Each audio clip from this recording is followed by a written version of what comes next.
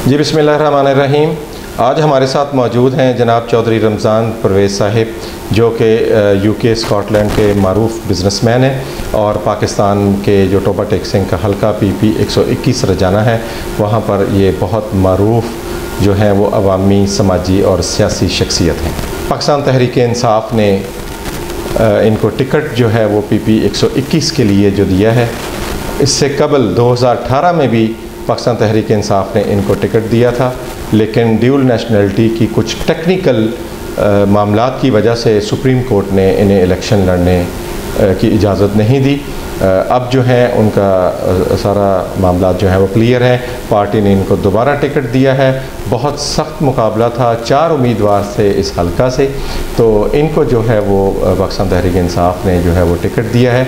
तो आज हम मौजूद हैं इनके यूनाइटेड फार्म हाउस में और इनसे बात करेंगे इलेक्शन के हवाले से और इनकी साबका जो पॉलिटिकल जो मामलात हैं, और ये स्टूडेंट दौर में जो है वो इन्होंने सियासी जो है वो मामलात शुरू कर दिए थे।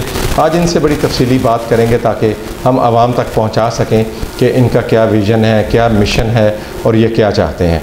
जी चौधरी रमज़ान परवेज़ साहब, आपका बहुत शुक्रिया, आपने हमें टाइम दिया। Thank you. और पार्टी ने आपको दूसरी बार जो है वो टिकट दिया है। इससे कबल 2018 में टिकट दिया था और वो सुप्रीम कोर्ट ने इलेक्शन की इजाज़त नहीं थी, कुछ टेक्निकल मामलात थे, उसकी वजह से अब पार्टी ने आपको दोबारा टिकट दी है।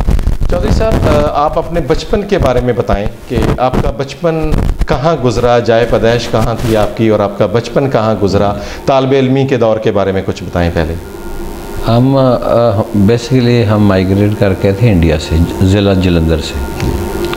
तो जो हमारी ज़मीनें थी फिर उस वक़्त फैसलाबाद में पड़ी, डिस्ट्रिक्ट फैसलाबाद में जी, मकवाना के करीब जी।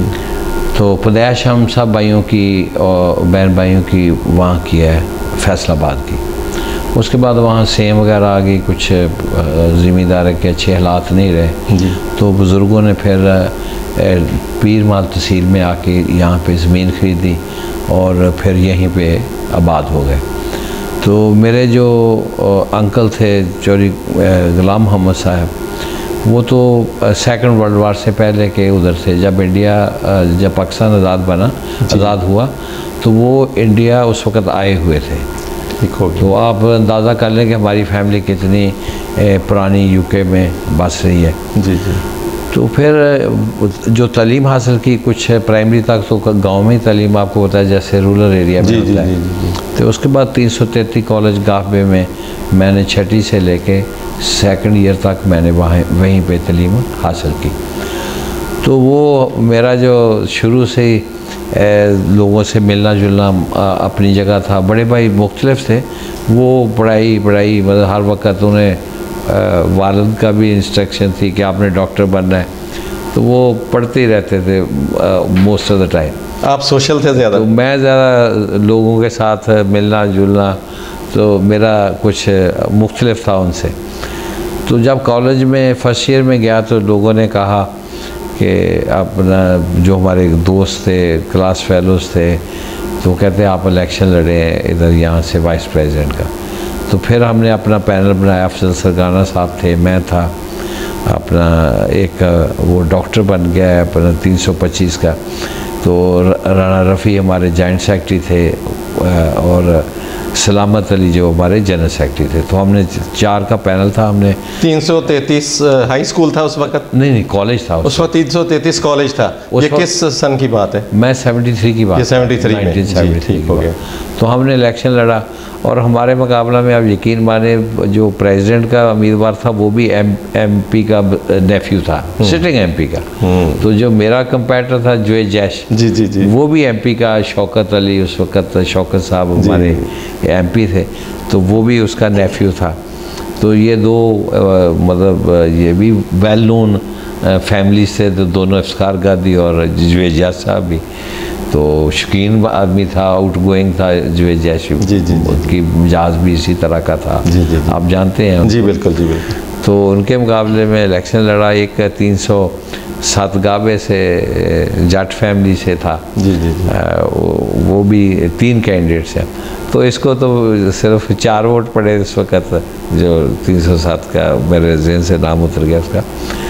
तो जुवेद जैश ने 26 वोट लिए थे और बाकी सारे वोट जो थे वो मेरे थे। कितने वोट लिए थे उस वक्त आपने? तो मेरे उस वक्त तो पौने 200 के करीब हो गए हमारी। यानी कि 1973 में आपने कॉलेज में जो है वो पॉलिटिक्स का आपका आगाज हो चुका था? हमने स्टूडेंट पॉलिटिक्स। हाँ, स्टूडेंट पॉलिटिक्स। फिर हमने जीप पे इलेक्शन लड़ा उन दिनों। अच्छा। तो हम जितने भी हमारे स्टूडेंट थे हम उनके घर गए, घर घर हमने कैंपेन की जाके उनके गांव में। तो रोती गए, मतलब यहाँ जहाँ भी हमारे क्लास फेलो खीखा में, मुख्तलिफ शकूक में। अच्छा, सब कंपैरेटिवली आज 2023 है और ये आप 1973 की बात कर रहे हैं, यानी कि ये 4 दहाइयों पहले की बात है। उस वक़्त कैसा दौर था आज की बनिस्बत? उस वक़्त आपको पता है कि दौर बहुत अच्छा था। अयूब की गवर्नमेंट थी, जनरल अयूब की। और मैं समझता हूँ कि उस वक़्त के दौर में और आज के दौर में बहुत ज़्यादा फ़र्क है। तो उस वक़्त बड़े की बहुत ज़्यादा इज़्ज़त होती थी।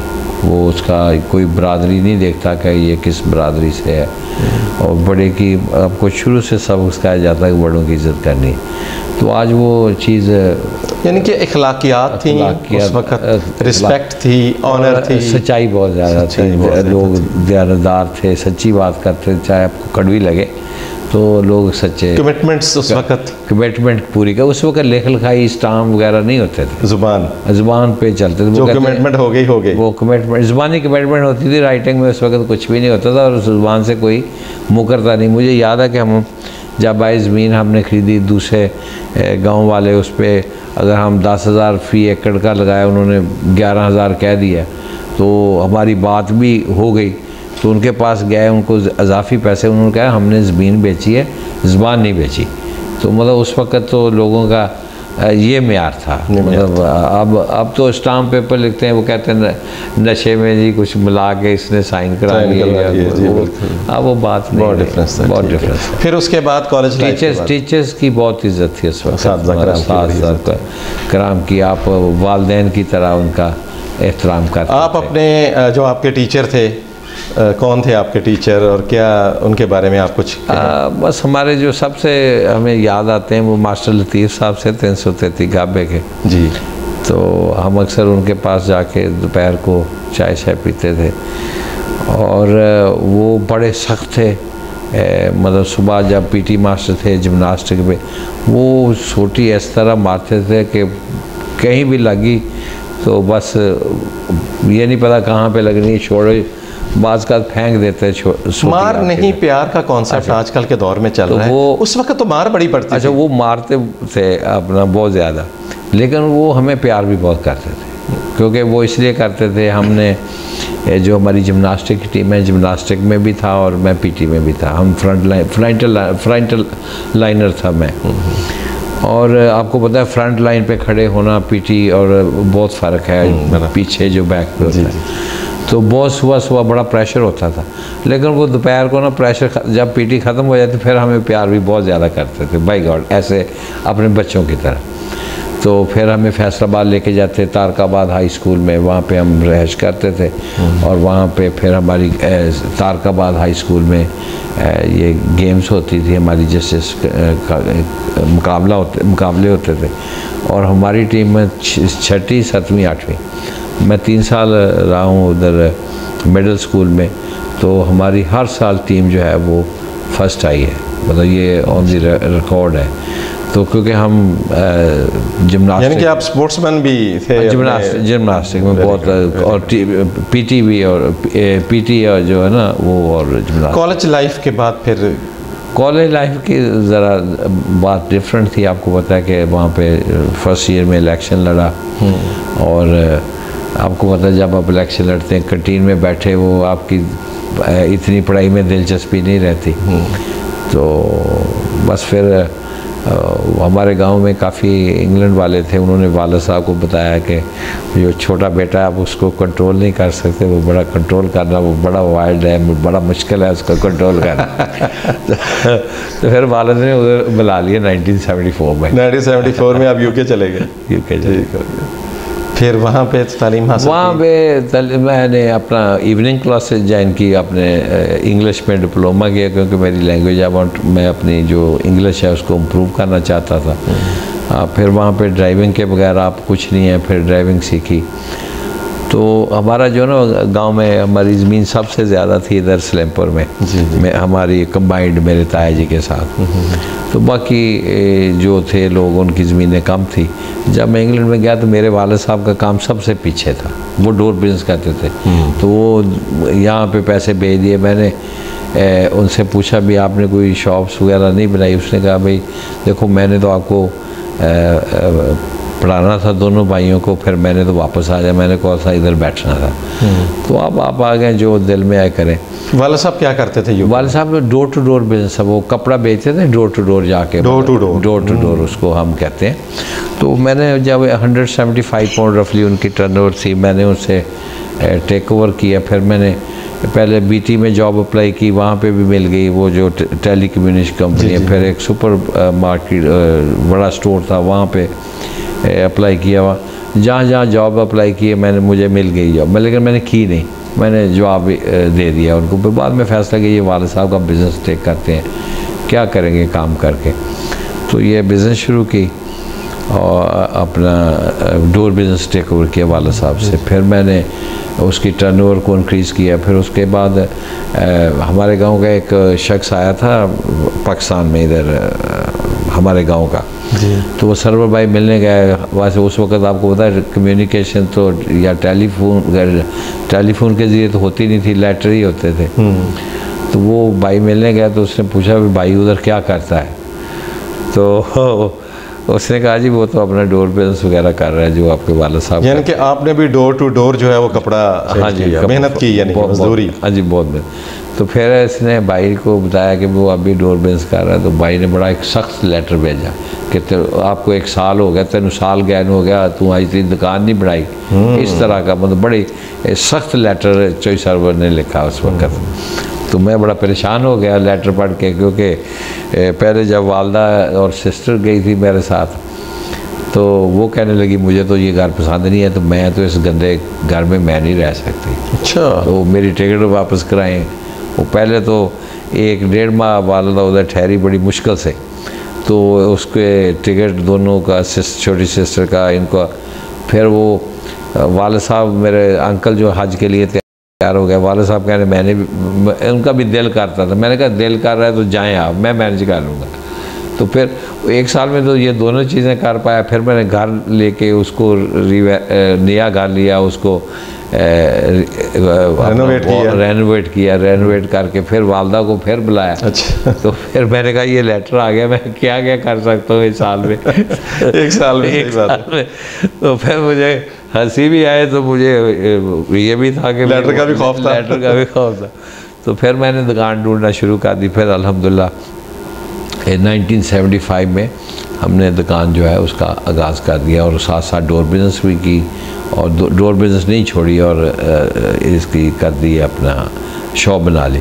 उसके बाद 76 में एक और शॉप बनाई, सरवर भाई आ गए, फिर सेकंड शॉप बनाई जब 76 में ये है।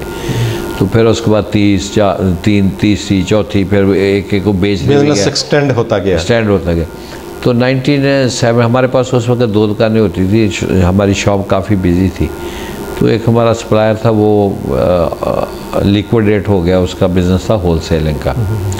तो हमने अपॉर्चुनिटी देखी मैंने, और हमने फिर 1977 में होलसेल का काम शुरू कर दिया। 1977 में तो वो अपना अल्लाह की बस करम नवाजी कहें, बस मार्गरेट थाचर आई उस वक़्त 1978 में पावर में।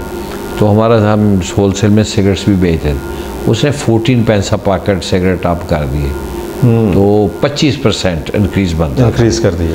तो अगर मैं हमारे पास मतलब आप लगा लें 5-4 लाख का माल बना, तो लाख हमारा प्रॉफिट है उसमें। जब ओवरनाइट आवर्स है, नेक्स्ट डे आवर्स है 65,000 पाउंड रिचर। तो 65,000 पाउंड आपकी वैल्यू के हिसाब से में भी 4 मिलियन पाउंड के बराबर होगा। तो ये पहला हमारा जो कह लें फ्लुक लगा, जंप था, ये पहला जंप था, ये पहला कामयाबी की तरफ। उसके बाद वो हर साल सिगरेट आप कर दी थी हम, हर साल हमारा बस। फिर आप कैशिंग आई थी, बस आप समझ नोट प्रिंट करने वाली मशीन। यानी बस सिगरेट से जो है वो आप सिगरेट नहीं, दूसरी चीज़ें और चीज़ें भी थी, और भी चीज़ें बेचते थे, एग्स, माजरीन और बटर वगैरह मुख्तलिफ चीज़ें जो भी हमें सस्ती मिल जाती थी हम बेचते थे। तो उसके बाद फिर बड़ी डेपो बना ली फिर 1986 में। उसको पहले 2000 स्क्वायर फीट था, उसके बाद 20,000 स्क्वायर फीट पे चले गया। फिर सेकंड बनाई जो कैशिंग गैलरी 1989 में, दूसरी ब्रांच। बस फिर ये तरक्की का दौर चलता गया बस अल्हम्दुलिल्लाह, क्योंकि मेरा तो एक ही एम था कि मैंने पूरे एशियन में, उस वक़्त ये सोच तो नहीं होती थी सक्सेसफुल होना है, ये होता कि I want to be the richest man in Scotland, you know, this was the only goal. I never knew कि मैं किस तरफ में जाना है, कैसे अचीव करना है, बस यही था कि I want to be the number one in Scotland है। आप जब पाकिस्तान आए हैं ड्यूल नेशनलिटी ख़त्म करके, उस वक़्त आपका वहाँ का बिज़नेस की क्या पोजीशन थी? तो उस वक़्त हम तकरीबन नंबर ग्लासगो में अगर लगाएं तो मेरे ख्याल में हमारी कंपनी कोई पूरी एशियन कम्युनिटी, चाइनीज़, हिंदूज़, ये वो सारे अपने पाकिस्तानी डाल के, तो मैं भी खैर चौथे पाँचवें नंबर पे होगी कंपनी हमारी। तो 2021 में हम नंबर 1 पे आए। 2021 में आप नंबर 1 पे आ गए। यूनाइटेड कैशिंग गैलरी हमारी जो है इस वक्त हमारा पूरे स्कॉटलैंड में हमारा 35th लार्जेस्ट कंपनी हम पूरे स्कॉटलैंड की हैं। उसमें ऑयल्स कंपनी भी हैं, सारे ये मैन्युफैक्चरर सब। तो अगर एशियन कम्युनिटी गए वी आर द नंबर 1। आपका जो बिज़नेस था इसमें आप सारे भाई जो हैं या पूरी फैमिली जो है दे वर जॉइंट बिजनेस आपका इकट्ठा? चॉइस सर्वर साहब का भी नहीं, अब नहीं, वो 2002 में उस वक्त वो शुरू में इकट्ठा था जी। पहले तो मैंने स्टार्ट किया था उस वक्त, कोर्स जब वो आ गया हमारा इकट्ठा हो गया जी। और फिर उसके बाद 2002 में हमने बिज़नेस को स्प्लिट कर लिया। ठीक, सेपरेट हो गया। कोई हमारे पास 4 ब्रांचेस थी, 2 नॉन फूड की, 2 फूड की। पहले नॉन फूड की सेपरेशन की फर्स्ट स्टेज में, और सेकंड स्टेज में हमने जो हमारा फूड का बिज़नेस था उसको भी फिर हमने सेपरेट। आपके भाई चौधरी मोहम्मद सरवर को ये एज़ाज़ हासिल है कि वो बरतानिया की तारीख़ में पहले मुस्लिम मेंबर पार्लियामेंट बने। ऐसे उस वक़्त आपकी वहाँ पे क्या कंट्रीब्यूशन थी पॉलिटिक्स में? पॉलिटिक्स में मेरी इतनी ज़्यादा नहीं थी, क्योंकि आप स्टार्ट इनका हुआ इस तरह के, अब जिस तरह का अल्लाह की ज़ात अगर आप चलते हैं तो कोई अपॉर्चुनिटीज़ पैदा करती है। तो हमारा कारोबार इस तरह का था, हमारे जो दुकानदार थे उनके साथ सारे तल्लक जो था वो सोशल रिलेशनशिप था उनके साथ, कम्युनिटी के साथ बहुत डीप तल्लक था जी, क्योंकि वो हमारे कस्टमर थे, हम उनके सप्लायर थे। तो मस्जिद के ऊपर जो हमारा सेंटर बना था इस्लामिक सेंटर, उसके ऊपर 1 मिलियन का कर्जा था। अच्छा। तो वो बैंक्स का बड़ा प्रेशर था मस्जिद के ऊपर, और ट्रस्टीज़ भी बड़े प्रेशर में थे। तो फिर क्योंकि हमारा बिज़नेस इसका था कि हमने सरवर भाई भी इन्वॉल्व थे, सर्टन जो हमारे ट्रस्टी थे उनके साथ सलाम दुआ थी। तो उन्होंने कहा कि आप जमीयत के इलेक्शन लड़े, क्योंकि हमने जो 1 मिलियन का कर्जा है हमने वो उतारा सरवर भाई ने, और हमने कस्टमर से लेके डोनेशन 1 मिलियन का कर्जा हमने। ये किस ईयर की बात है? ये बात है होगी मेरे ख्याल में 79-80s की बात होगी। 79 उस वक्त इतना कर्जा आप लोगों ने? उस वक्त कर्जा था हमारे ऊपर नहीं, जो हमारा इस्लामिक सेंटर क्योंकि बहुत बड़ा इस्लामिक 3.2 मिलियन की कॉस्ट से बना था उस वक्त। वो सर पाकिस्तान ने अपना पैसा इकट्ठा करके, तो फिर उसके बाद उन्होंने कहा आप मस्जिद में क्यों नहीं आप जनरल सेक्रेटरी का इलेक्शन आ जाए। वो वहाँ पे इलेक्शन होते थे, ये जनरल सेक्रेटरी का इलेक्शन लड़ा चौधरी शहीन के साथ पैनल बना के, फिर ये पैनल जीत गया। उसके बाद फिर वहाँ पे लेबर्स और मुख्तलिफ सियासी पार्टियों की भी आपको पता है जब आप एक बार, तो उन्होंने कहा आप क्यों नहीं लेबर पार्टी ज्वाइन कर ले, लेबर पार्टी ज्वाइन करा दी, फिर कौंसिलर का इलेक्शन लड़ा। बस इस तरह। अच्छा, यूके की पॉलिटिक्स में चौधरी सरवर साहब इन्वॉल्व थे, आप नहीं थे? नहीं, मैं इतना आप नहीं थे। मैं अपना अगर आप अपना बिजनेस करते थे, लोगों से दोनों कर भी नहीं सकते थे, दोनों कर भी नहीं सकते थे ना, कारोबार तो खत्म। पाकिस्तान तहरीक इंसाफ कब ज्वाइन की? पाकिस्तान तहरीक इंसाफ मैंने 2000 8 में ज्वाइन की, क्योंकि एक तो खान साहब के साथ एज ए प्लेयर आपको पता है शुरू से आप भी स्पोर्ट्समैन थे, इंटरेस्ट था आपका? इंटरेस्ट था। दूसरा जो हमारी 89 में कैश एंड कैरी की ओपनिंग जो की थी वो खान साहब हमारे चीफ गेस्ट थे 89 में खान साहब ने हमारी जो मेरी सेकंड वर्ल्ड कप 1992 में जीता था उन्होंने, और हीरो उस वक्त बने थे मुल्क के। आपने 3 साल पहले जो है अपने कैश एंड कैरी की जो ओपनिंग है वो खान साहब से करवाई। हमारे चीफ गेस्ट थे खान साहब, हमारे चीफ गेस्ट 1989 में। तो उसके बाद आपको पता है कि वो शौकत खानम शुरू किया, फ़तेह नुसरत अली के साहब आते थे, तो हम कवालियों के बड़े शौकीन थे। सर्टन हमारे दोस्त पर हम जाते थे, चलो इसी बहाने डोनेशन हो जाती थी अपने शौकत खान। फंड रेजिंग का एक तरीकाकार होता है। तो एक्चुअली अब इन्होंने नोबल यूनिवर्सिटी का काम शुरू किया, तो इन्होंने लंदन में की अपना फंड रेजिंग का इवेंट। तो मैं वहाँ पे गया था उस फंड रेजिंग इवेंट पे।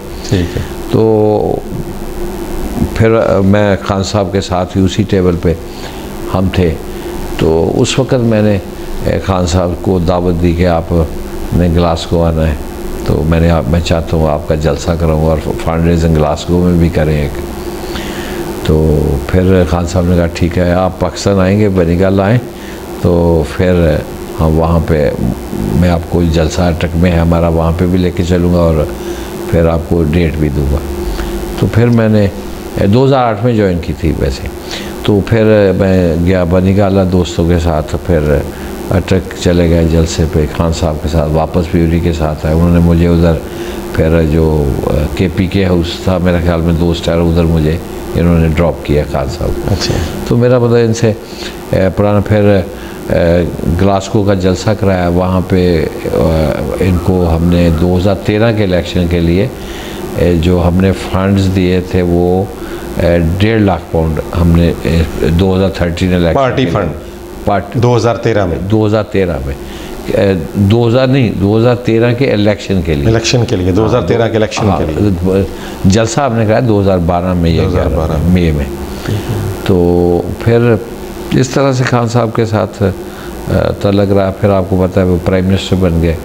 तो मेरा यहाँ पे ना कोई इरादा नहीं था पॉलिटिक्स में। मैं I am not a politician to be honest with you. मैं तो एक पाकिस्तान के साथ मोहब्बत है और लोगों से मिलना जुलना ये मेरी ऐसे हॉबी है, आप कह लेंगे तल्लुकात बनाना, लोगों से मिलना जुलना। ये 1998 में तो मैंने इस तरह 1989 में आपने खान साहब के अपनी जो यूनाइटेड कैश एंड कैरी थी उसमें चीफ गेस्ट थे। उसके बाद आपने 2008 में पाकिस्तान तहरीक इंसाफ ज्वाइन की। आपका बड़ा अरसा से जो है वो खान साहब के साथ एक ताल्लुक जुड़ा चला आ रहा है और पार्टी के लिए भी आपकी फंडिंग के हवाले से ग्रां के खिदमात हैं। तो पार्टी ने आपको कोई किसी अहम ओहदे पे या कोई ऐसी कोई ऑफ़र नहीं कभी हुई? नहीं, वो मैं आपको बताता हूँ। वो ऑफ़र खान साहब ने 2-3 बार बुज़दार को कहा था, तो मैं जाके मिला भी था, मेरा बेटा भी आया था बड़ा, वो हम दोनों जाके मिले थे। एक मीटिंग इकट्ठे हुई थी, एक मेरी अकेले की। तो खान साहब ने 2-3 बार कहा, लेकिन बुज़दार ने नहीं लगाया। उसकी क्या वजह थी, क्या नहीं थी। तो एक ओहदा दिया था नारकोटिक्स कंट्रोल का, लेकिन वो उसके हमने जो भी कर सकते थे उस पर मेहनत की और अवेयरनेस क्रिएट की। और कोई इतना ख़ास ओहदा आपको पता ये नहीं था, कोई अभी महकमा बनने वाला था। खान साहब में ऐसी क्या खूबी आपको नज़र आई जो आपने उनकी पार्टी को ज्वाइन किया और आज तक आप उनके साथ हैं? क्या खूबी है? नहीं, ये तो मैं नहीं कहूँगा। उसकी मेन वजह ये थी कि मैं मेंटली बिलीव करता था कि ये पाकिस्तान पीपल पार्टी के जितने भी हेड्स हैं या नून के हेड्स हैं, ये अपना करप्ट है। सही मैं तो बेस्ट चॉइस जो है पाकिस्तान के लिए इमरान खान है, तो इसको सपोर्ट करना चाहिए। क्योंकि हम जब ग्लासगो में, मैं आपको एक बात बता दूं, जब बेनज़ीर की गवर्नमेंट थी, बेनज़ीर थी ना उस वक़्त लंदन में, तो हमने इसको 500 का चेक भेजा था, 500 का। बेनज़ीर, मुहतरमा बेनज़ीर भुट्टो। तो यकीन माने 500 की अहमियत देख लें कि उसने खुद पर्सनली मुझे फ़ोन किया। कि मैंने कम्प्लीमेंट स्लिप डाली यूनाइटेड होलसेल की, यूनाइटेड होलसेल के लाइन पे उसका फ़ोन। फिर हमने उसको ग्लासगो बुला के उसका जलसा कराया, फंड रेजिंग वगैरह नहीं की, जलसा कराया। उधर सारे मुस्तफा खान, डॉक्टर कलाम, सारे, ये बेजी मेरे घर में रही 3 दिन उस वक़्त, उन दिनों की बात कर रहा हूँ। तो क्योंकि हम पॉलिटिक्स में थे तो नहीं, हम तो एक कारोबारी लोग थे। फिर जब जरदारी मिस्टर 10% के मशहूर हो गया तो फिर हमने नून को भी फिर जो नवाज पार्टी ज्वाइन नहीं की, मैंने कभी भी पार्टी ज्वाइन नहीं की। तो ये भी आए सागडार वगैरह ये वो, तो इन्होंने कहा आप फंड रेजिंग डिनर करवाया, हमने होटल बुक करवाया। फिर वो मुल्क सवारो स्कीम में 65,000 68,000 इनको इकट्ठा उस ज़माने में दी। यानी कि एज ए पाकिस्तानी शहरी अपनी समाजी खिदमात जो हैं वो आपने पीपल्स पार्टी को भी दी, पाकिस्तान मुस्लिम लीग को भी दी। हाँ जी, तो ये भी खा गए। तो मेरा तो ये था कि ये खाऊ प्रोग्राम है, ये दोनों पार्टियाँ, ये पाकिस्तान को आगे नहीं ले जा सकते। खान साहब इज़ दी ओनली चॉइस। तो फिर इसलिए हम खान साहब के साथ उनको सपोर्ट कर रहे थे, लेकिन इलेक्शन का मेरा ख्याल नहीं था कोई भी। तो वो तो बस मेरे लोकल चेयरमैन नसीम हाशिम, चोरी नूर भाई, मियाँ फरहान साहब, ये मेरे रियाज सुंडिया हमारे बहुत अच्छे भाई थे, वो अब इस दुनिया में नहीं रहे, अल्लाह ताला उनकी मग़फ़िरत करे। तो इन्होंने मुझे बार बार इंसिस्ट किया। मैंने कहा मेरा सोच नहीं है, मैं तो अपनी मर्ज़ी से उठने वाला बंदा हूँ, कारोबारी आदमी हूँ, ये मेरा नहीं काम। तो कहते नहीं, अगर आपको, उन्होंने इस तरह से मुझे, मैंने पूछा मुझे आपने क्यों चूज़ किया, मैंने उनसे सवाल किया था जी। तो वो कहते थे हम एक बार एक जगह पे इकट्ठे हुए तो हमने ये नहीं, हमारा टारगेट नहीं थी, हमने सोच रहे थे कौन सा ऐसा बंदा है जो कर्नल को शिकस्त दे सकता है, कर्नल अयूब गादी को, जो कि पाकिस्तान मुस्लिम लीग नून के जो हैं वो उसको। तो फिर आपका नाम आया, तो इसलिए आपको इंसिस्ट कर रहे हैं कि आप इलेक्शन लड़ें। आपने कौन से साल में जो है वो वहाँ पे सुकूनत तरक करके नेशनलिटी ख़त्म करके पाकिस्तान आए हैं? मैं 2016 में यहाँ आ गया था। 2016 में आप आ गए थे? हाँ जी, कोई वैसे नहीं कोई इरादा था सियासत में आने का, लेकिन फिर दोस्तों ने मजबूर किया, 2016 में ही शुरू कर दी। नेशनलिटी मैंने 2018 में छोड़ी, 11 अप्रैल।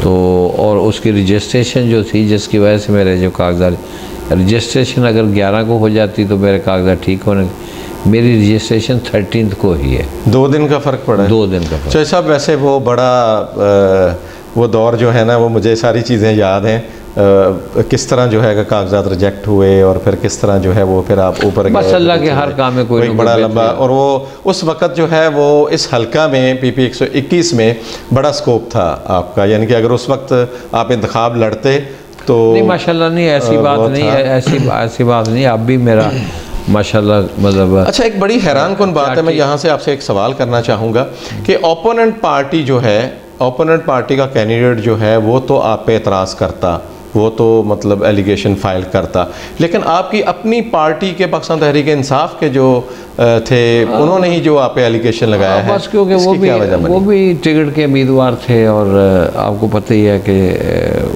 वो भी चाहता था इलेक्शन लड़ना, खावर साहब, तो उसका जमहूरी राइट था, उसने जो किया, मुझे तो कोई उससे गिला नहीं है, क्योंकि हम तो ओपन माइंडेड हैं, बुग़्ज़ रखते नहीं दिल में, तो उसका एक जमहूरी हक़ था। लेकिन बस अल्लाह के फ़ैसले जो है ना। आपके भाई चौधरी मोहम्मद सरवर साहब पहले पाकिस्तान पीपल्स पार्टी में थे, उसके बाद वो पाकिस्तान मुस्लिम लीग नून ज्वाइन की, फिर वो गवर्नर बने और वो टेन्योर भी पूरा नहीं कर सके, उन्होंने पार्टी को खैराबाद कह दिया, फिर पाकिस्तान तहरीक इंसाफ में आप लाए थे उन्हें? नहीं, 2013 में मैंने उनसे, 2013 नहीं 15 की बात है मेरे ख्याल में, या 16 की, तो मैंने उस वक़्त उनसे कहा था भी आप PTI में शामिल हो जाएं, ये बेहतर जमात है, खान साहब दयानतदार हैं, अच्छे हैं, सच्चे हैं और सब खूबियाँ उसमें, और मैं समझता हूँ कि वो वाहिद शख्स है जो पाकिस्तान को आगे लेके जा सकता है। तो फिर उन्होंने शमूलियत कर ली, तो फिर छोड़ भी दी उसके बाद, आपको पता ही है।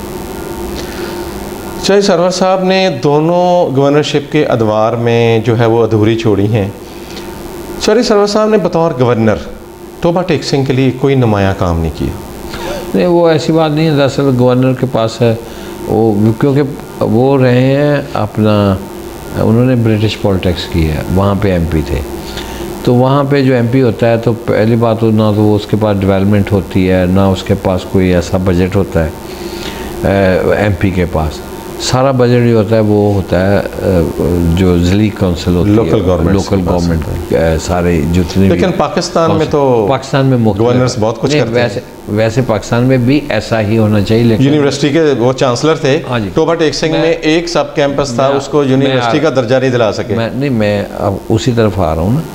तो वो क्योंकि उन्होंने ब्रिटिश पॉलिटिक्स की है, वहाँ पे जो है ना बंदा एमपी जो इंडिपेंडेंट है, वहाँ पे लीडर की मर्ज़ी से वो नहीं चलता, या वो पार्टी लाइन तो टो करनी पड़ती है, लेकिन इलाका में जो भी काम करना होता है तो वहाँ पे टोटल इंडिपेंडेंस अपने फ्री माइंड से करते हैं। जी।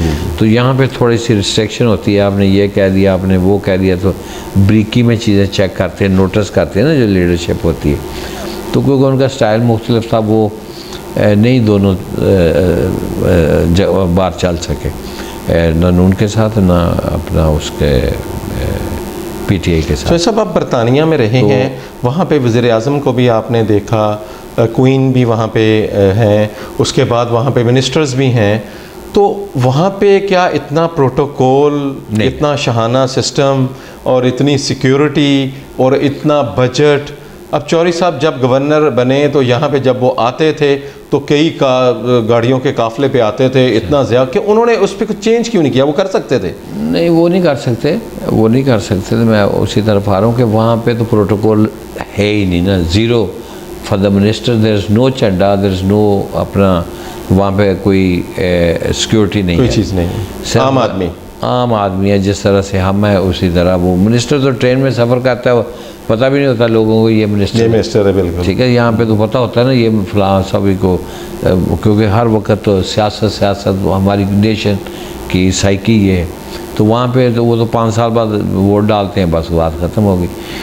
तो यहाँ पे जो है ना प्रोटोकॉल गवर्नर का, वो अपनी मर्ज़ी से उसको कम या ज़्यादा नहीं कर सकते। वो एक प्रोटोकॉल तयशुदा कि इतनी गाड़ी होनी, ये होना, वो होना, तो उसमें कमी बेशी करना जो है वो पार्लियामेंट ही मेरे हिसाब कर सकती है। बाकी यहाँ तक आपने इलाका के कामों की बात की है, क्योंकि गवर्नर के पास बजट नहीं होता, ज़ीरो। और पहले वो उनके पास 5-5 होती थी कि आप किसी को भी 5 दाखिले किसी भी यूनिवर्सिटी में दे सकते, तो वो भी उनका जो साकब निसार ने वो भी ख़त्म कर दिया था। तो वो तो वैसे ऑर्डिनरी जो अपने सोर्सेस से जो भी करते थे, बतौर चांसलर टोबा टेक सिंह में यूनिवर्सिटी का दर्जा तो दिलवा सकते थे। लेकिन उसके बावजूद उन्होंने, देखो मैं ये नहीं कहता, उसने काफ़ी काम किए हैं इलाका में। बाज़ का आप उसको ऐड करें तो बहुत ज़्यादा हो जाते हैं, अगर आप वैसे सोचें तो बंदा कहता है कुछ समाजी काम तो उनका है, जो उनकी सर्वर फाउंडेशन एनजीओ है, उसके हवाले से हॉस्पिटल रन हो रहा है, स्कूल रन हो रहा है, ये चीज़ें तो हैं। सर्वर फाउंडेशन के अलावा की बात कर, देखो पीर माल को जो तहसील का दर्जा दिलवाया था वो चौधरी सर्वर ने दिलाया था, ठीक है। तो पीर माल को तहसील बनाया, पहले वो टोबा की तहसील थी। तो उसके बाद उसने जो डबल रोड है पीर माल वाली, यूके गार्डन से निकल के जो जाती है, उसको उसने डबल करवाया, जो शहर से गुजरती है। फिर एक सड़क जो 326 की तरफ जाती, वो भी उन्होंने बनवाई, पिछले नून के दौर की बात कर रहा हूँ। फिर अब इस बार उन्होंने जो कमालिया की यूनिवर्सिटी है वो भी गवर्नर साहब ने ही साइन की है, जो अब बन रही है, वो टोबा का हिस्सा है। कमालिया भी टोबा का हिस्सा है ना, आप ये नहीं कह सकते। लेकिन अच्छा, जो टोबा टेक सिंह में सब कैंपस पहले से है, नहीं कमालिया में सारी चीज़ें बाद में हुई। इसको भी यूनिवर्सिटी का दर्जा मिल गया है, ऐसी बात नहीं है, इसको यूनिवर्सिटी का दर्जा मिल गया है। और उसके बाद फिनांस नहीं है, बजट नहीं एलोकेट हुआ। ये यूनिवर्सिटी, ये भी गवर्नर साहब ने खुद अपने हाथों से 2 यूनिवर्सिटियाँ ओके की हैं, एक कमालिया वाली और एक टोबा वाली, एक और तीसरी इस सेम समरी में तौंसा शरीफ वाली थी। जी जी जी। तो इन्होंने की है साइन जब ये गवर्नर। लेकिन टोबा टेक सिंह वाली रह गई है। नहीं, उसके बाद एफर्ट तो देखो जी, आप जनेर ने वो MN वो डाले एफर्ट, या कर्नल यूब साहब हैं या जुवेद माल है, जो भी उधर MP है, वो डाले ना एफर्ट कि अब इसको वज़ीर आला से कह के इसका बजट हमारी तो गवर्नमेंट है ही नहीं, वरना तो हम करवाते। उसको ज़रूर करवाते हैं इंशाल्लाह। चौधरी सरवर साहब जो हैं वो पार्टी डिसिप्लिन की खिलाफ वर्जी पे इमरान खान ने उनको बरतरफ किया, उनको पार्टी से निकाला, उसके बाद उन्होंने प्रेस कॉन्फ्रेंसेस की, बड़ा इल्ज़ाम लगाया।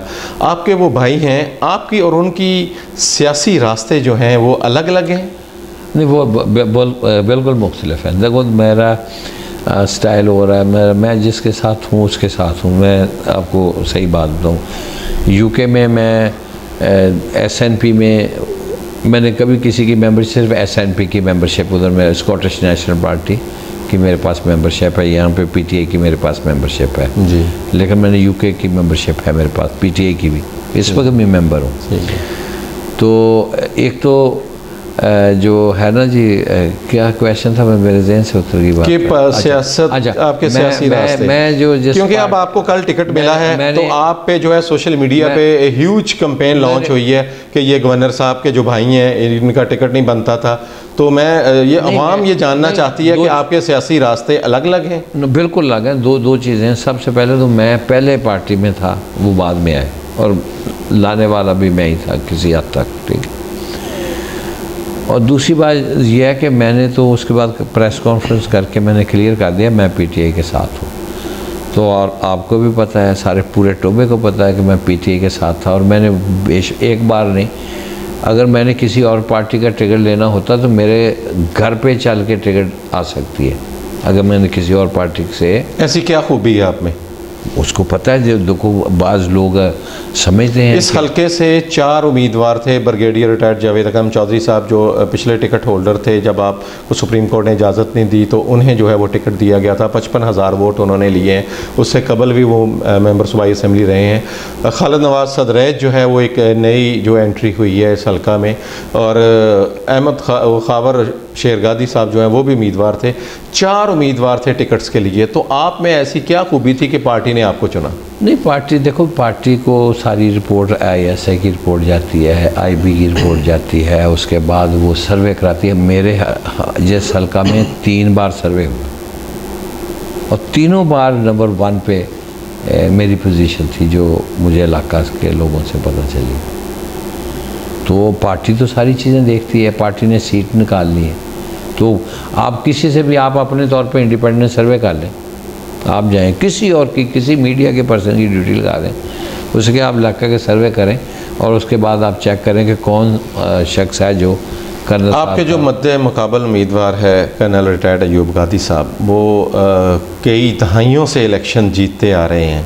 पहले उनके वालिद साहब जो हैं वो चेयरमैन ज़िला कौंसिल फैसलाबाद थे, उसके बाद वो सूबाई असम्बली के मेंबर बने और फिर मशीर रहे वो, और बहुत करीबी ताल्लुक़ था उनका नवाज शरीफ के साथ। उसके बाद उनके भाई ने इंतखाब लड़ा, वो जीते। उसके बाद कर्नल साहब जो हैं वो 2 बार जीते हैं।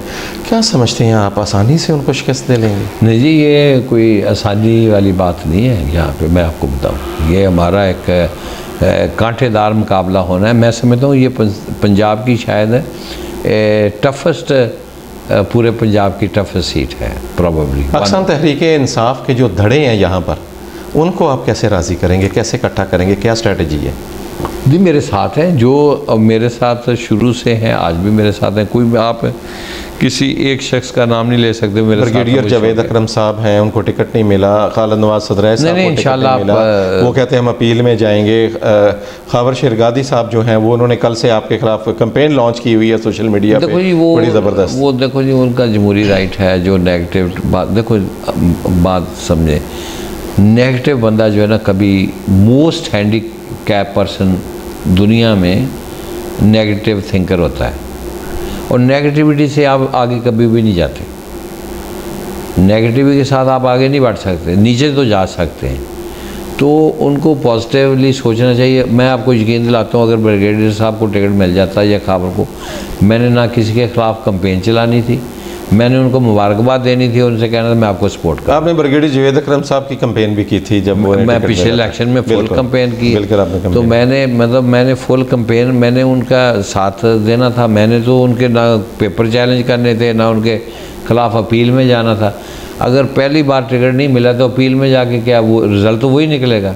पार्टी ने माइंड तो नहीं चेंज कर लेना। तो साहब मेरा पॉइंट ऑफ व्यू है कि चौधरी सरवर साहब जो आपके भाई थे, जब वो मेंबर पार्लियामेंट बरतानिया थे, वो वहाँ पे बहुत कामयाब पॉलिटिशियन थे। पाकिस्तान में वो नाकाम पॉलिटिशियन साबित हुए हैं। वो पाकिस्तान में पॉलिटिक्स को समझ नहीं सके या चला नहीं सके, लेकिन मैं समझता हूँ, ये मेरा पॉइंट ऑफ व्यू है कि वो नाकाम पॉलिटिशियन रहे हैं। 2 पार्टीज़ के साथ उनका कॉन्सेंस नहीं हो सका और उन्होंने सियासत छोड़ी। अब उन्होंने पाकिस्तान मुस्लिम लीग वो है वो ज्वाइन कर ली है। आप के पास ऐसी क्या चीज़ है कि आप पाकिस्तान की पॉलिटिक्स में कामयाब होंगे? क्या विजन मिशन है आपका कि आप कामयाब होंगे? नहीं, मैं देख तो पाकिस्तान के साथ, मैं नहीं कहता वो लॉयल नहीं है। मैं पाकिस्तान के साथ, मैं अपनी बात करता हूँ, मैं पाकिस्तान के साथ बहुत लॉयल हूँ और मैं चाहता हूँ कि पाकिस्तान आगे तरक्की करे। यकीन माने, मैं हर एक का अपना स्टाइल है, मतलब जितने भी हमारे MPs हैं, मेरा स्टाइल मुख्तलिफ है। मेरा स्टाइल ये है कि जब भी कोई बंदा मेरे पास आता है ना काम के लिए, तो मेरा पहला सवाल अपने आप से ये पूछता हूँ, इसको मुझसे मिलने की ज़रूरत क्यों महसूस है? तो वीकनेस किधर है, लूपो किधर है, करप्शन, उसको मैं करप्शन होल बोल लें, लूपो बोल लें, जो भी नाम दे दें। जी जी जी। अगर लूपो बंद कर दी जाए, करप्शन मैं नहीं कहता ज़ीरो हो जाएगी, लेकिन 90% कंट्रोल हो जाएगी। यहाँ जानबूझ के, मतलब अगर मेरे पास पावर होगी, मैं तो एक एजुकेशन मिनिस्टर बनाऊंगा पूरे पंजाब का। ये तो नहीं प्राइमरी का अलहदा है, सेकेंडरी का अलहदा है, स्पेशल एजुकेशन का अलहदा है, हायर एजुकेशन का अलहदा है, पेफ स्कूल का अलहदा है। 5 मिनिस्टर। कभी दुनिया में सुना कि एजुकेशन के 5 मिनिस्टर हो? और आप लगाएं, फिर उसको कैलकुलेट करें, कभी 5 मिनिस्टर हो गए, 6 सूबे हैं, 30 हो गए, फिर वफाक के 5 हो गए, 35 secretary, 35 additional secretary, 35 directors, 35 deputy directors. कैसे करेगा मुल्क तरक्की? किससे? आप हेल्थ के भी इसी तरह हैं, प्राइमरी हेल्थ का अलहदा है, सेकेंडरी हेल्थ का अलहदा है, फलां हेल्थ का अलहदा है, प्राइवेट जो हॉस्पिटल्स उनका अलहदा है। सारा निज़ाम, ये निज़ाम चेंज करना पड़ेगा। ये टोटल निज़ाम चेंज करना पड़ेगा और इसको आपको चेंजेस लानी पड़ेगी। इमरान खान को 3.5 साल मिले हैं, 3.5 साल में कुछ नहीं किया नहीं, कोई ऐसी बात नहीं, ये नहीं बात। निज़ाम को चेंज करना था ना। नहीं, निज़ाम, बाकी इनिशिएटिव्स तो बात के थे, पहले निज़ाम को चेंज करते, फिर बाकी इनिशिएटिव्स लेते। नहीं, निज़ाम भी चेंज सर्टन हद तक किया था, लेकिन मे बी उसकी स्पीड, जो पब्लिक आजकल लोग स्पीड चाहते हैं ना कि जल्दी हो जाएं चीज़ें, तो उन्होंने जो हेल्थ का प्रोग्राम था, बहुत ज़बरदस्त प्रोग्राम, सेहत कार्ड का, फिर उसके बाद जो एहसास प्रोग्राम था, लोगों को, गरीबों को पैसे मिल रहे थे, वो बहुत अच्छा प्रोग्राम था।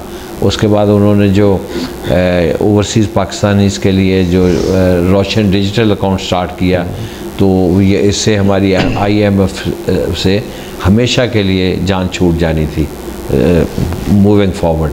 तो डैम स्टार्ट किए जो सबसे ज़्यादा इम्पोर्टेंट थे।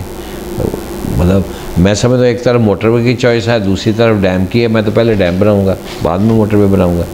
मैं तो नहीं ऐसा, यहाँ पे चीज़ें उल्ट हैं। तो सब और ओवरसीज़ पाकिस्तानीज़ की बात हो रही थी। ओवरसीज़ पाकिस्तानी को मौजूदा PDM हुकूमत ने वोट के हक़ से महरूम कर दिया, PTI ने उनको वोट का हक़ दिया था, और अब जो है उन्होंने एक मौजूदा हुकूमत एक नया बिल पास किया है कि ओवरसीज़ पाकिस्तानी के लिए मखसूस नशिस्तें रखी जाएंगी।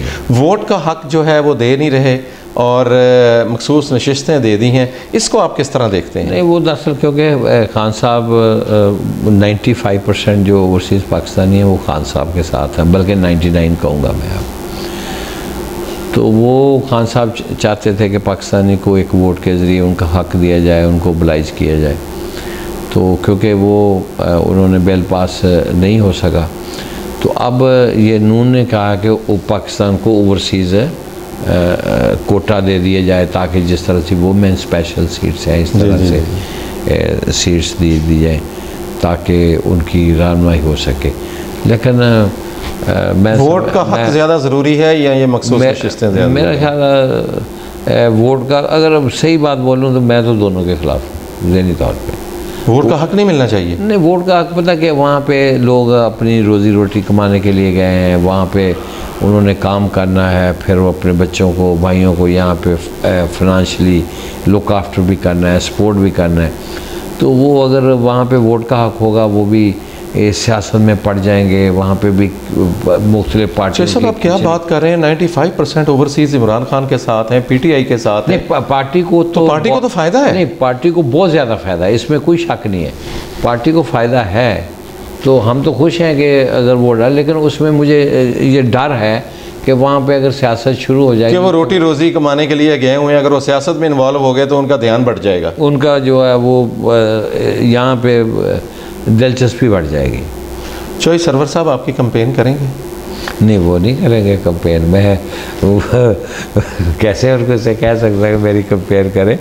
तो देखो भाई हैं, वो तो रिश्ता अल्लाह ताला ने जोड़ा है, वो तो कोई ख़त्म नहीं कर सकता, वो मौत ही ख़त्म कर सकती है, ठीक है। वो तो जब तक ज़िंदगी है ये रिश्ते चल रहे हैं। तो बाकी सियासत अपनी अपनी है। तो यकीन माने ये UK में ये लेबर पार्टी में है, मैं SNP में हूँ, अब भी SNP मेरी वाइफ मेंबर है, सारी फैमिली मेरी मेंबर है। और यहाँ पे वो नून में थे, मैं PTI में था, अब वो उसके बाद PTI में आ गया, मैं फिर भी PTI में था। अब वो पाकिस्तान मुस्लिम लीग काफ में चले गए, मैं फिर भी PTI में हूँ। मैं जिधर हूँ मैंने इधर ही रहना है। अच्छा चॉइस साहब, इस हलके में आप क्या समझते हैं कि किस चीज़ की कमी है, क्या होना चाहिए इस हलके में? PP 121 जो हल्का है, वो हमारा जो क्या इरादा है आपका, इसको क्या बनाना चाहते हैं? देखो जी, मेरी कोशिश है कि पाकिस्तान जो हमारे PP 120 के हों या टोबा के हों, मेरा इससे नहीं है कि PP 120 के, जो भी हमारे टोबा के लोग हैं, मैं उनसे चाहता हूँ कि वो तरक्की करें। और मैं ये भी चाहता हूँ जहाँ बैठते हैं सियासत की बात करते हैं, मैंने कहा ज़िम्मेदार जहाँ बैठता आप ज़िम्मेदारी की बातें करें कि क्रॉप को किस तरह से बेहतर करना है। अगर शॉप है तो अपने बिज़नेस को, बिज़नेसमैन के साथ वहाँ बिज़नेस की बात करें, हर वक्त सियासत ना करें। 5 साल बाद इलेक्शन हम लड़ लेंगे। मेरा एम है आपको खुशहाल करना।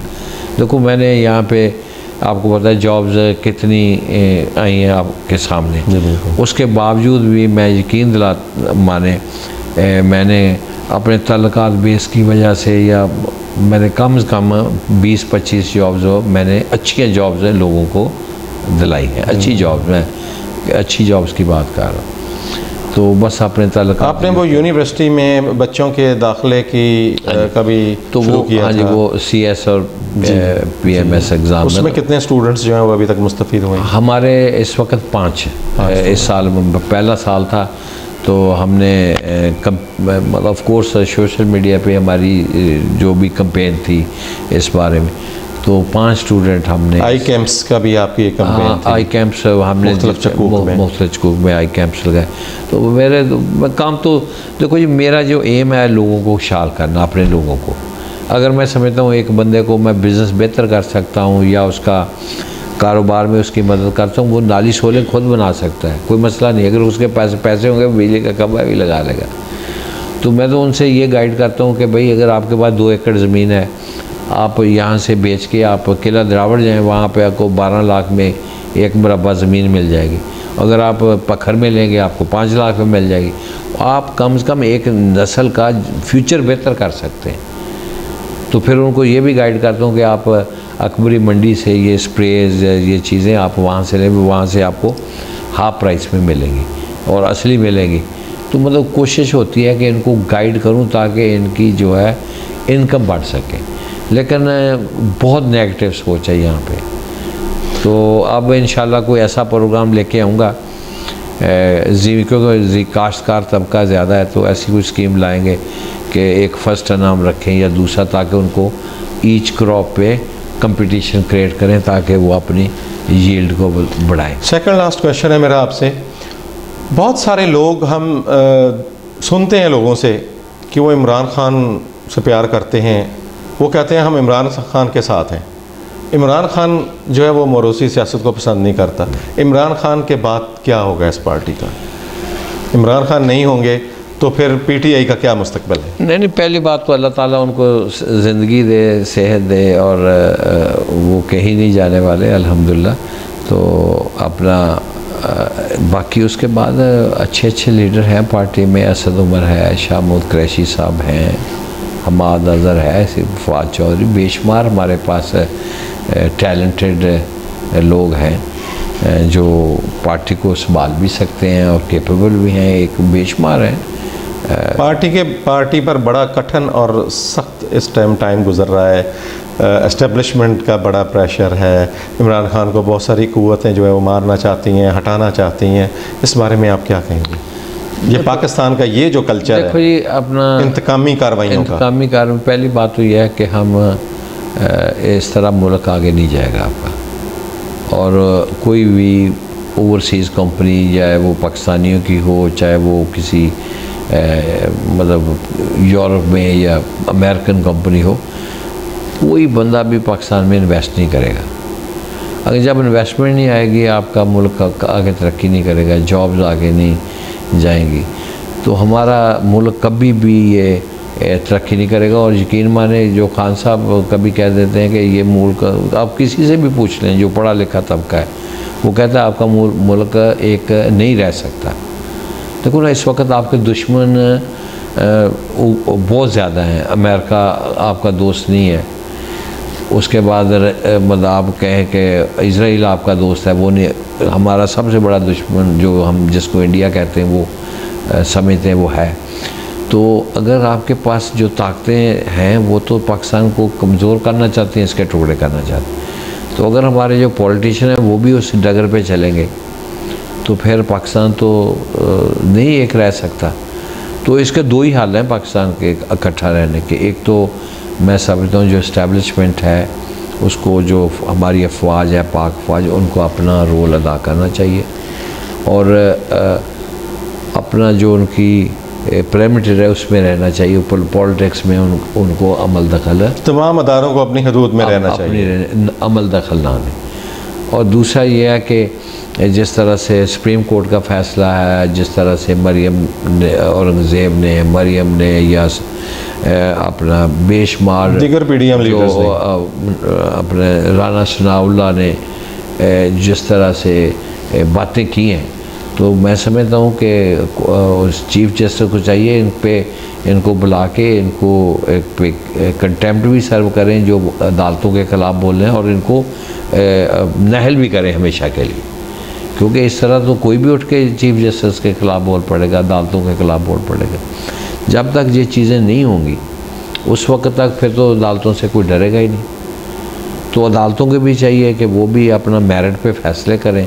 देखो, मुल्क ने तभी आगे, अगर आपने मुल्क को बचाना है, मेरे हिसाब से तो इसके ना सूबे जब तक सूबे नहीं बनते, और सूबे बनने चाहिए इसके। मैं कहता हूँ कि इसके खैबर वाले सूबा मांग रहे थे, उनको देना चाहिए था। पंजाब के कम से कम 4 हों, बलोचिस्तान के सिंध वक्केपी से शुरू करके फिर सिंध की बारी, सूबे ज़्यादा बने, उससे फिर मूवमेंट, इंडिपेंडेंस मूवमेंट नहीं कर सकते ना। आप इंडिया की मिसाल ले लें, पंजाब की। जी बिल्कुल। तो उन्होंने पंजाब के 3 सूबे कर दिए। पहले खालिस्तान की मूवमेंट है थी, अब किधर है? ख़त्म हो गई है मूवमेंट।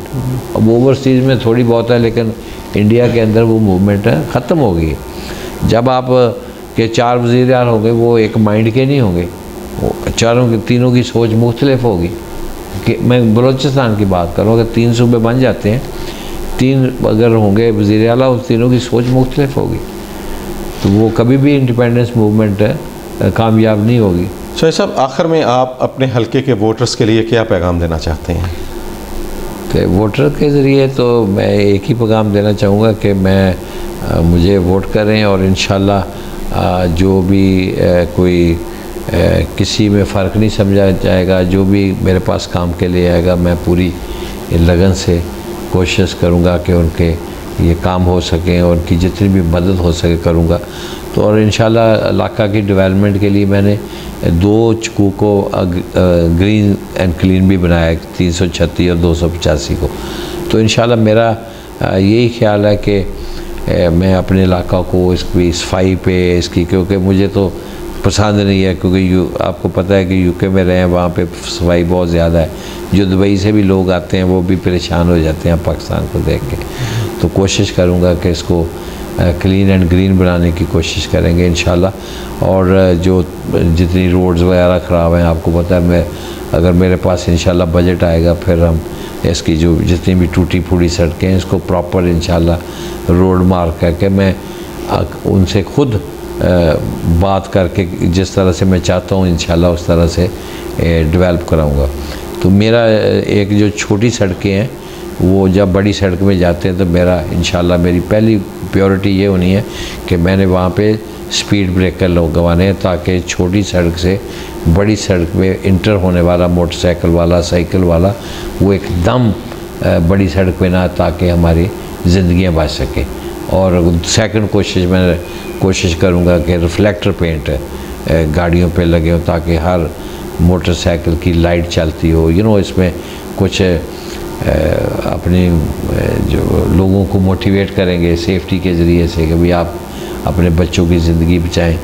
तो इस तरह की कोई अवेयरनेस प्रोग्राम करेंगे इंशाल्लाह। जब पावर होती है तो आप बेशुमार चीज़ें कर सकते हैं, जब पावर नहीं होती तो फिर आपको लोगों को सुनना पड़ता है, फिर आपकी पोजीशन और होती है। बहुत शुक्रिया चौधरी रमज़ान परवेज़ साहब, आपने हमें एक बड़ा वक्त दिया और बड़ा तफसीली जो है वो आपने हमें इंटरव्यू दिया जो आवाम देखेगी, और आवाम के बहुत सारे सवालों के जवाब जो हैं वो आपकी बातों में मौजूद हैं। आपका बहुत शुक्रिया। थैंक यू जी। चौधरी रमज़ान परवेज़ साहब पाकिस्तान तहरीक इंसाफ के रहनुमा और बरतानिया के मारूफ जो हैं वो कारोबारी शख्सियत हैं, और ये बड़ी समाजी शख्सियत भी हैं। सिर्फ सियासत से ही नहीं, इनका जो है वो समाज से भी इनका बड़ा ताल्लुक़ है।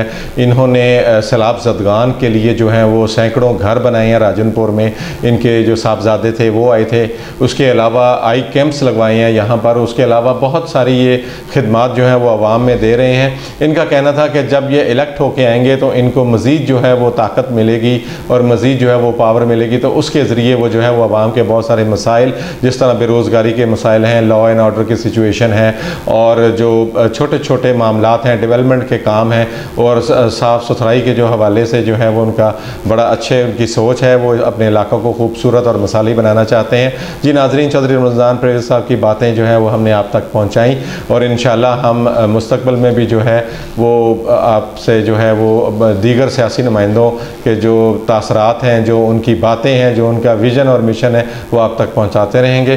जी बहुत शुक्रिया। इजाज़त दीजिए अपने मेज़बान मोहम्मद आसिफ नदीम को। इंशाअल्लाह फिर मुलाकात होगी। अल्लाह हाफ़िज़।